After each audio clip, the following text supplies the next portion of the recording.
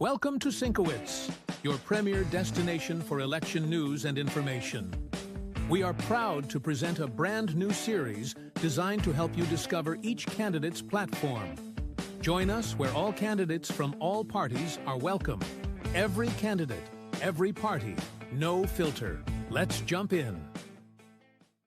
Hi and welcome. I'm Linda SYNC-O-WICZ. I'm the founder and CEO of Fight Voter Fraud. And we want to thank everyone who is watching us on YouTube, Rumble, Spotify, OBBM Network TV, and all the other social platforms that we're on. And our special guest for this segment is attorney John Bolton from Connecticut. How are you? Thank you for having me. Thank you so much for coming on. And you are running for the Attorney General in the state of Connecticut.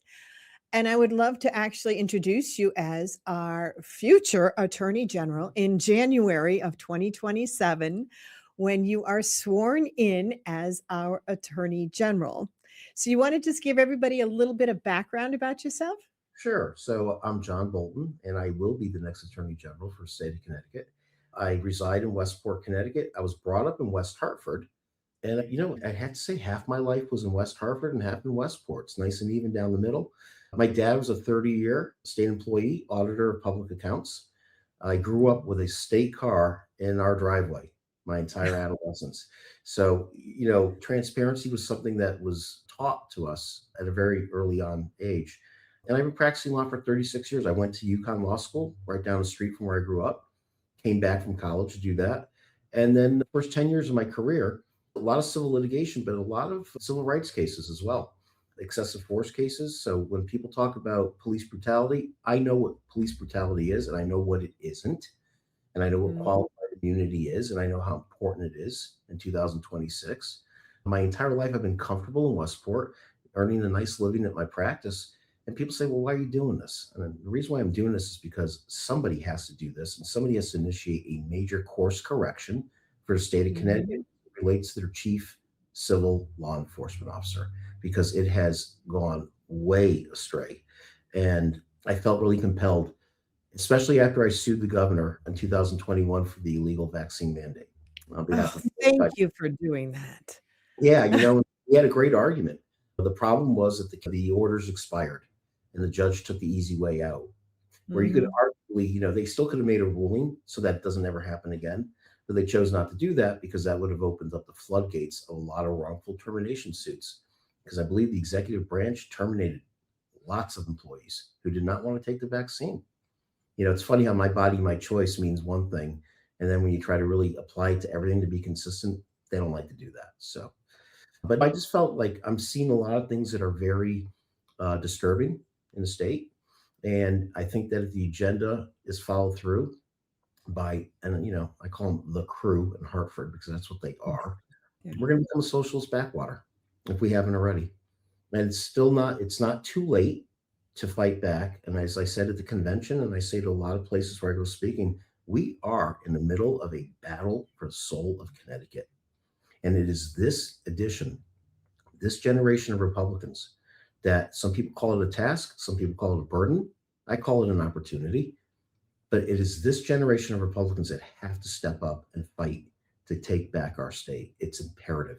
We don't have a choice.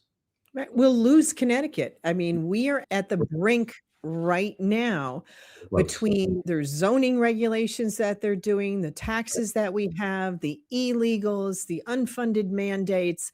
Correct. All of this stuff, every single lawsuit that has anything to do with Trump, the current attorney general has to get his feet in there and start doing his screaming about everything. You're right. And, I got to tell you, I spent the last 5 years on zoning in Westport. And I just resigned 2 weeks ago to put all my full energies into this race, and we are going to win and prevail. It was breathtaking to see over the course of the last 3 years how much local control has been taken away by Hartford. It is breathtaking. Home rule completely disregarded. Public comments are being done away with. So the public will not have a say for whatever Hartford politicians determine is going to happen in your own backyard. That's exactly right. And they blew up the Uniform Administrative Procedure Act, which is the cornerstone of all government actions, whether at the agency level, and there's a strict protocol. Part of it is the public scoping. What does the public feel about that? Because I thought we lived in a democracy. They've done away with that in that last session with the letting the Department of Health, right, the Commissioner of the Department of Health, make unilateral changes on the vaccine schedules. No public comment, no expert testimony, no nothing. And they talk about no kings? Really? Right. And they do things here in Connecticut in the dead of night That's with, right. again, with no public comment, with, I mean, just horrible, horrible laws that they put into effect. And people kind of feel helpless. Like, what can we do? Well, we can do something. We need the change. We need an attorney general like you will be, who will stand up for the citizens of Connecticut and the law. And And that's what's key, the that's law. the law, not politics. For my opponent, it's political theater. For me, it's all about the law. And one of the beautiful things about the constitutional office of the Attorney General is by statute, I am completely independent. I am not beholden to the legislature. I am not the governor's attorney. And I'm going to do what I think is best for the state of Connecticut from a civil law posture. Chances are they're going to hate me after I win, and I'm going to go up there and I'm going to defy what I think is illegal conduct on the part of the legislature and the governor's office. Listen, you're probably going to say, well, give me an example. You know what? One of the first things I'm going to do is I'm going to confess to judgment in New Haven on the federal court case regarding the Trust Act, sanctuary city, where the Department of Justice sued Elliker, my opponent, Lamont. I think he also sued the chief state's attorney, as well as the city of New Haven, the state of Connecticut. I will confess to judgment. There is no viable defense to that case. There really isn't. I know what they're going to try to argue, and it's going to fail. Yeah, So that is we need item one. we absolutely need someone like you who has a level head, That's who right. knows the law, and you don't have an agenda for yourself like the others that we see in that position right now. So my opponent has made it abundantly clear through his actions that this is a stepping stone vanity office for him. He serves Mhm. three constituents: me, myself, and I. That's a fact. And he makes that very clear. He Yep. likes drama. He likes to manufacture faux outrage to make a political outcome of what should be a legal outcome. The law has taken a back seat to his interpretation, his warped interpretation of politics. And that's not what the office is supposed to be. Somebody has to be the adult in the room, the sober individual who's going to analyze the law and explain it to his constituents, which is the entire people of the state of Connecticut. Linda, there are going to be times, I guarantee, that I'm going to have to defend laws that I personally don't agree with. But if they were legislated and they brought about in a lawful manner, there's not a whole lot I can do. I mean, that's just the way it goes. Because when you Right. have an application of consistency, there's going to be times where my political judgment or my personal feelings might not align with what the law is. Okay, well, that's my job. That's what I have to do. I have to be sanguine. And I think that when you have people whipped up into a frenzy, and discourse in this country is deteriorated to the point where people feel it's okay to use violence to get their point across. And you have an attorney general that goes around and whips up the passions of people based on out and out lies, like he did with the Dobbs decision for abortion. He completely lied to the people of Connecticut as to what that ruling meant. He completely lied as to his interpretation of the SAVE Act. The federal government should have no say whatsoever in election integrity. Well, not unless Congress acts. It's right in the Constitution. And I think Mhm. at the end of the day, Linda, the Constitution is not a mere suggestion. Okay. It is a code. It is a very well written document that's to be followed. And it's been abandoned in the state. And it's sad. And we're going to fix that. I promise. So how are you going to bring back the integrity to the Attorney General's office starting in January? So character really counts for this one position. I mean, it counts for all of them. You want to have a governor like Ryan Fazio, wonderful character. Matt Corey, wonderful man of character. And the rest of my slate mates, right, for the other offices. But in my office, it's even heightened. I think that attorneys are always held to a higher standard because not only do we have the voters to answer to, but we also have the rules of professional conduct. It's a very clear, delineated code of how attorneys are supposed to comport themselves. The attorney general is not exempt from that. And so a lot of behavior, being honest with people, giving an honest analysis. For example, he knows that Dobbs did not take away a woman's right to determine whether or not she wanted to maintain a pregnancy. Connecticut Mhm. has a very permissive abortion statute. It was there before Dobbs. It's still here today.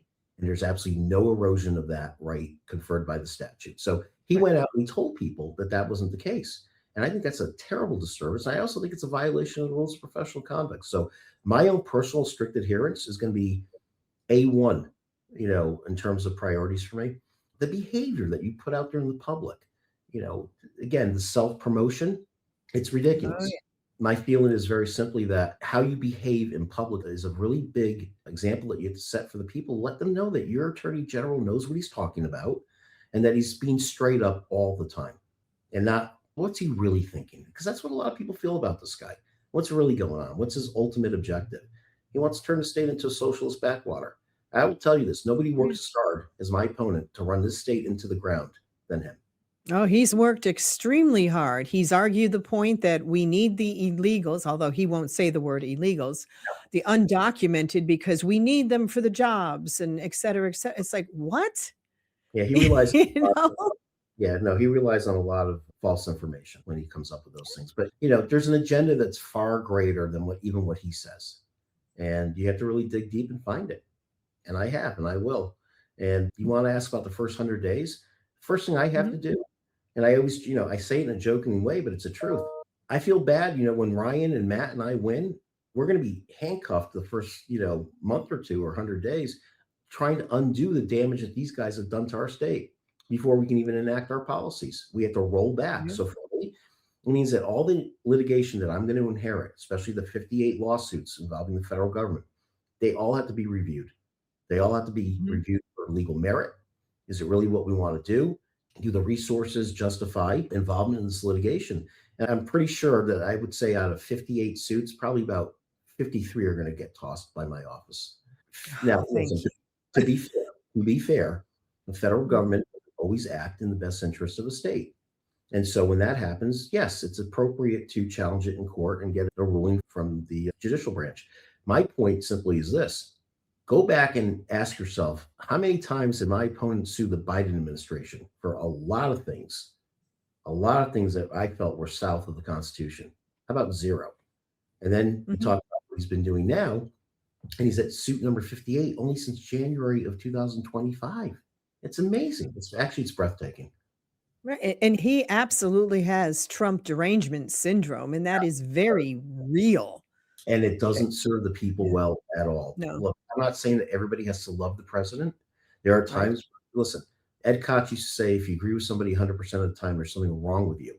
We all Mhm. have our different opinions, but when you make that a guiding policy, I mean, when he was elected in 2018, his top platform was, I'm going to be a firewall between the Trump administration and the state of Connecticut. How can you possibly say something like that before you even know what's coming down the pike? That's called a predisposition. It's not good. It's not good advocacy. It really isn't. And I think he's brought a lot of issues for his office with behavior that is beneath the dignity of an attorney general. He does not behave like an attorney general.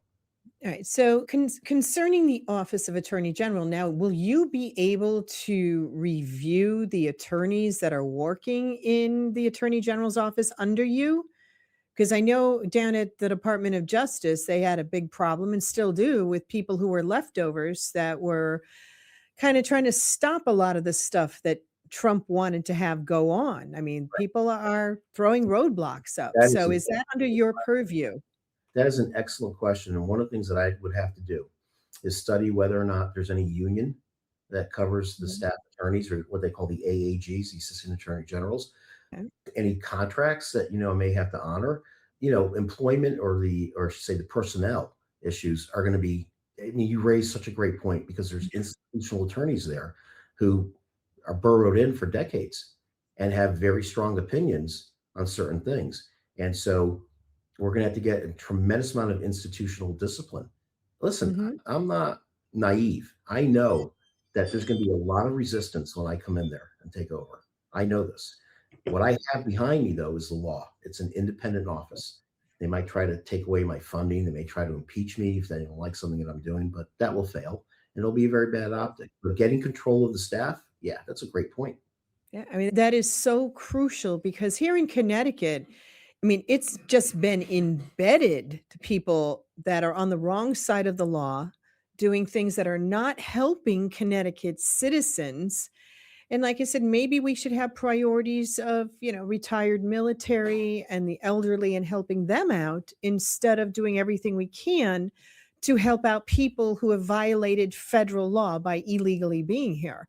Well, Linda, I'm sorry to interrupt you. I mean, there's estimates of between 1.6 billion and $2 billion that are being diverted from our resources to take care of that segment of the population. That's just plain wrong, especially when Mhm. special needs students need so much more funding because the rates of autism continue to climb.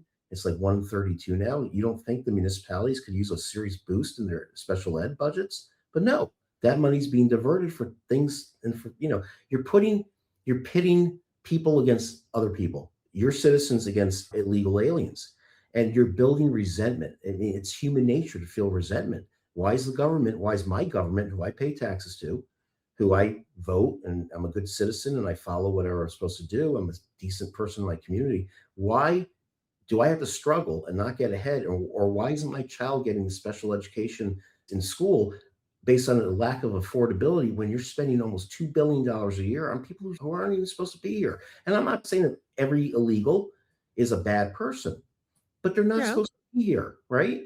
And right. in that, you have, like any other demographic, you have a good, healthy handful of people who are bad news, the pedophiles, the criminals. And every day that goes by that the state shields these individuals, you're telling everybody you're normalizing illegal behavior. That's what's going on here. When you take the SAVE Act, I'm sorry, the Trust Act, and what they passed recently, which, by the way, they can't possibly enforce. And if they thought it was a really legitimate act, they would be trying to enforce it now, and they're not. So they know it's a joke. They know they're a joke. But my point is that when you have something like that, or you take away qualified immunity and you continue to water down police protection, who have to make split second decisions on life or death matters, you're sending out a big neon sign, like, the old vacancy signs at hotels. We're sending out a big neon sign that says we're open for crime because we normalize it. We allow it here. We tolerate it. So does the Attorney General's office have any say over, like say, are you going to doge? Are you able to help with doging Connecticut for all the fraud? Is Great that under question. your purview? Sure is. And I'll tell you, and there's a lot of tools, a lot of statutory tools. You have Connecticut Unfair Trade Practices Act, you have the Connecticut False Claims Act, things that aren't used as much as they could be. Mhm. And while there's no criminal law implications associated with the jurisdiction of my office or soon to be office, you have a big say on shaping public safety issues in the state, even though, again, it's not a prosecutorial office for criminal behavior. But in terms of corruption, absolutely. And Matt, Corey, and I have already discussed that the lieutenant Mhm. governor's office is going to be where the Doge of Connecticut comes out of, is centered. And my office is going to have a strike force, and we're going to be the cudgel to enforce that. We didn't get the name corrupt to cut by accident, right? Yeah. Oh, yeah. Exactly. So, my final question for you is what makes you suited for the position of Attorney General that you will become here in Connecticut? So, I know my way around a courtroom, federal and state. I've been doing it for 36 years. Like I said, the first 10 years of my career was, dedicated to excessive force cases or civil rights cases. And I have to tell you, there was a lot of merit to some of them. And that's why I can tell you today, I know what police brutality is and I know what it's not. And policing has become so professional and such a skilled occupation now, you don't see it nearly the way that you may have back in the 70s and the 80s and early 90s. It just doesn't exist anymore. But yet, if something happens in Minnesota, it gets extrapolated to our state and they enact the most ridiculous laws to pat themselves on the back and to get invited to the cool kids leftist table. That's all this really is. So for me, I think I have that experience. I also happen to be, I think, a very even tempered person. I think my character is such that we get to the answers, we find out what's going on. We may not always be happy with the answer, but if we stay Mhm. true to the law, we're going to always, at the end of the day, make out just fine. Everything has a way of evening out, right? I may have to, like I said, I may have to defend some laws that I'm not particularly personally in alignment with, but that's too bad because the law is the law. I'm not bigger than the law, neither is my opponent, and neither is any other branch of government in Connecticut. So I think I have a unique temperament where I really truly believe in justice for everybody. And as I tell, most people, I will be the attorney general and the people's lawyer, not for the people who just voted for me, but for the people who did not vote for me. Because at the end of the day, what concerns people at the kitchen table, that's going to be my worries too. And that's why I feel I'm uniquely qualified to be the AG. I really do. I care. I really care about Connecticut. And you don't have to have voted for me to, come under my umbrella of protection. And I will. And we're going to get affordability under control. And we're going to use every tool. We're going to go to New York and say, knock it off with the blocking of natural gas. And we're going to go to Massachusetts and we're going to say, stop dumping toxic waste in the Connecticut River. We have a right to clean water too. Those two states are tremendously disrespectful for Connecticut. They look at us as one giant rest stop between, Boston and New York City. And that's going to end on my watch. You'll see. Oh, I am looking forward to it. So I want to thank you so much for coming on our show. And we know you're going to be the next Attorney General here in the state of Connecticut. So thank you. Keep up the good work, Linda.